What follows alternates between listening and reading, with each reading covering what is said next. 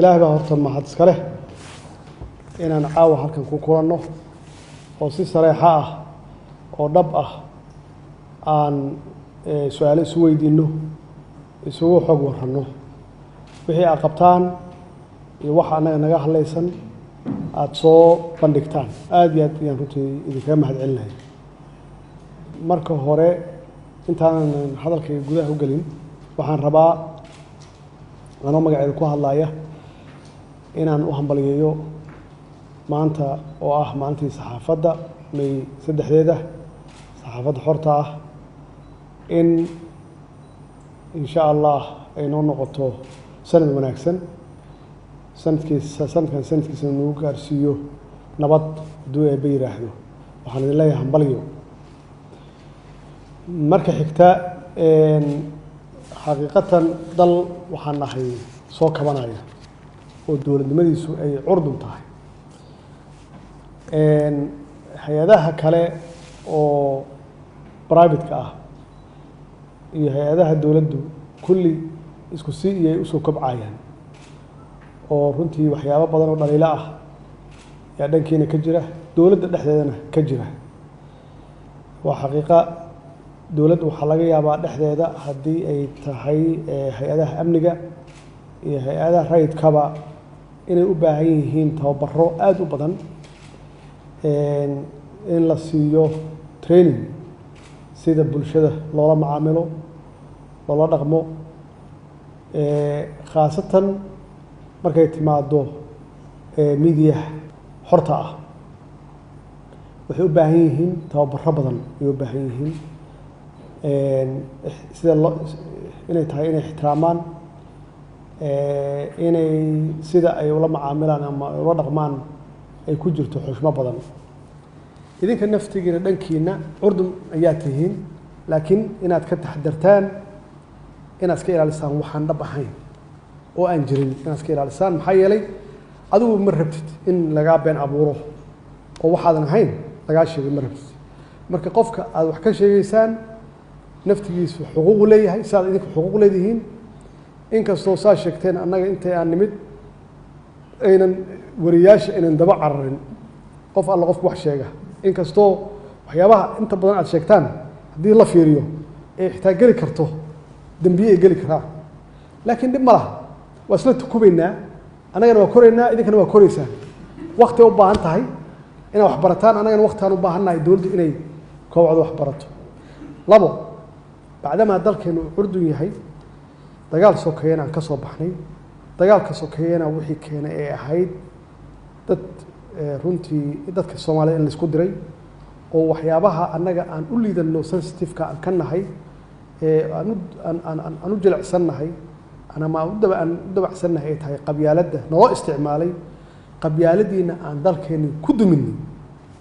iyay naga tagtay runtii dawladnimadeennii in qofkii uu ku noqdo dhaqankii miyiga marka uu hoos galo ama u magansado odaygiisii dhaqanka oo haddii uu xaleeyo magaalo isagoo jooga Muqdisho ah yaa waxa looga dacwoonayaa oday dhaqameed looga dacwoonayaa markaas hawshiis waxa lagu xalinayaa sidii baadiyaha loo xalinayo haddii waa meeshii dawlad ahayd saldhigeedii xarunteedina ahayd because systemkii isbedelay dawliga ahaa oo qofka lagu xisaabtamayo shakhsi ahaan oo hadduu xaleeyo qofkaasi uu soo mas'uul ka yahay dambigiisa oo maxkamad lagu geenayo hadday tahay civil iyo hadday tahay criminal labadaba oo qofkaas aan loo raacin qof kale haddii uu leeyahay qof kale walaal iyo hadduu qaraabo leeyahay loo raacin marka waxa la rabaa inaan lagu celin marka oo dadkii aanan kicin lagu sameeyay iyo maxaa la yiraahdaa la soo xasuusin wixii dhibka keenay oo dalkeena dumiyay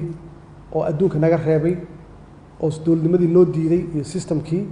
oo qof walba oo wax garanaya ama dadka wax tari lahaa uu isaga tagay dalkii bacdama uusan ku helaynin cadaalad uusan ku helaynin muuqaalada marka aad muujinaysaan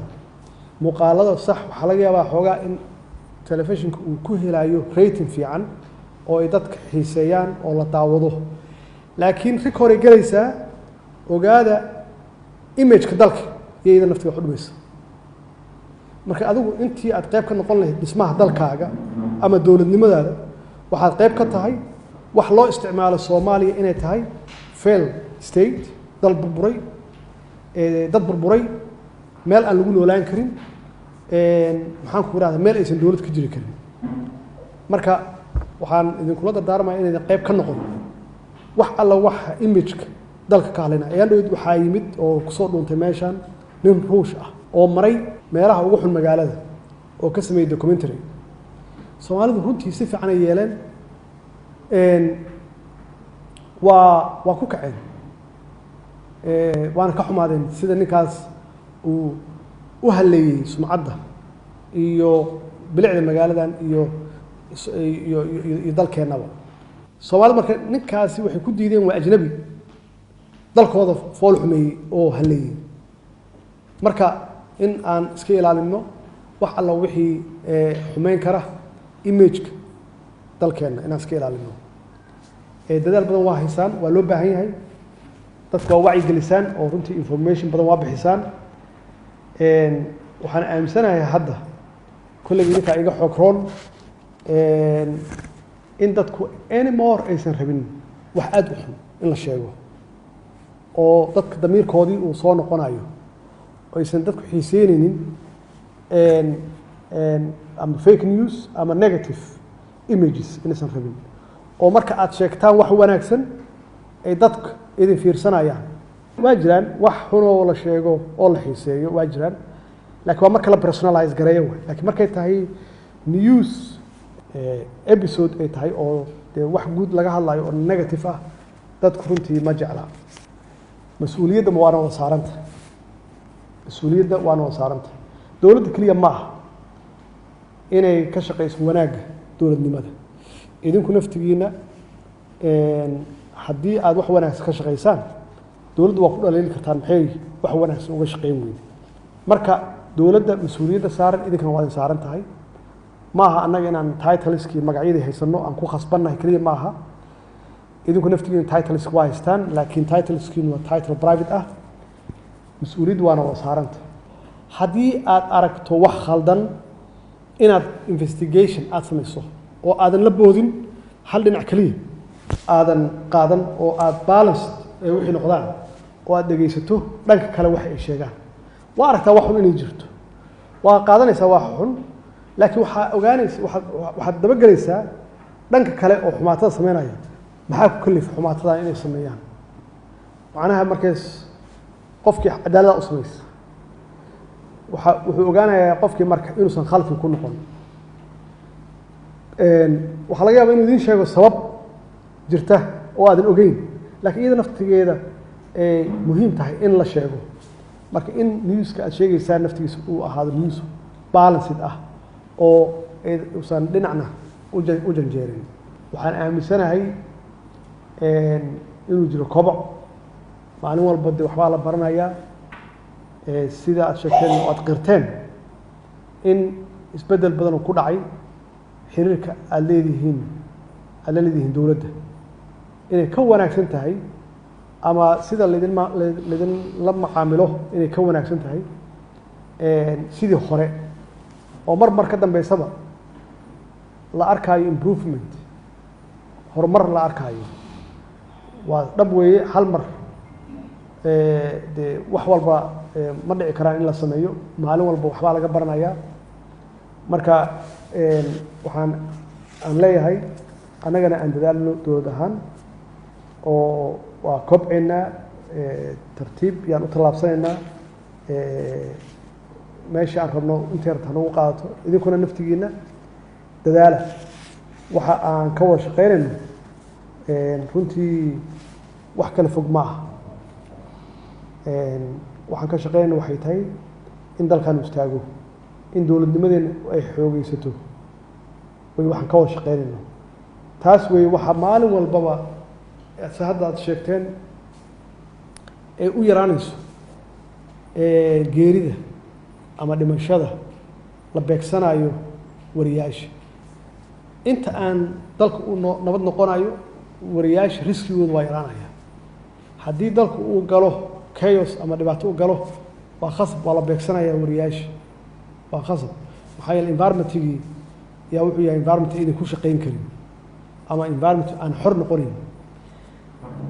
aan idiin qiro annaga waxaan aaminsannahay ayna tahay in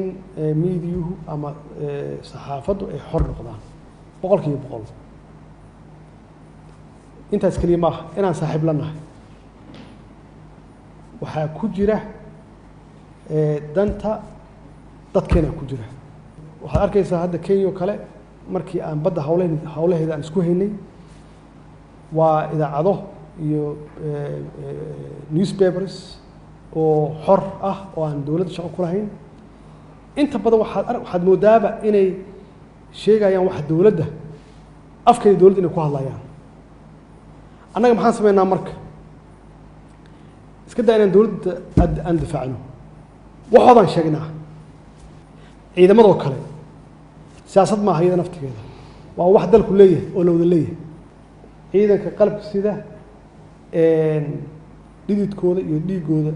iyo dhimashadooda halkan ku fadhinaa oo maalin walbaba hadduusan dhiban u dhaawacmaayo haddaysan iyaga ahayn halkaan maan fadhin lahayn marka